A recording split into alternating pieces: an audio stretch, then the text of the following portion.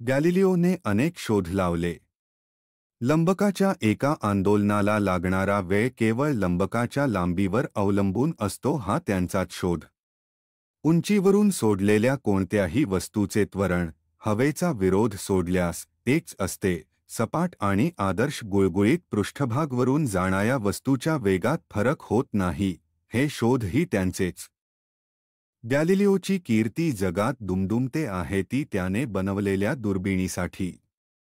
गुरुग्रहाचे 4 मोठे चंद्र गुरुभोवती प्रदक्षिणा करतात हा शोध लावला. सूर्यावरचे डाग आणि शुक्राच्या कला पाहणारा तो पहिला मानव. गॅलिलिओच्या या निरीक्षणातून पृथ्वी व इतर ग्रह सूर्याभोवती फिरतात या मताला भक्कम आधार मिळाला. गॅलिलिओने एकूण 200 दुर्बिणी बनवल्या आणि शिक्षण संस्थांना प्रयोगासाठी दिल्या. शिवाय त्याने आपला ग्रंथ सर्वांना समजावा म्हणून इटालियन भाषेत लिहिला. त्यामुळे त्याला बलाढ्य चर्चचा रोष पत्करावा लागला. कारावासही भोगावा लागला. वैज्ञानिक दृष्टीवर त्याचा पूर्ण विश्वास होता.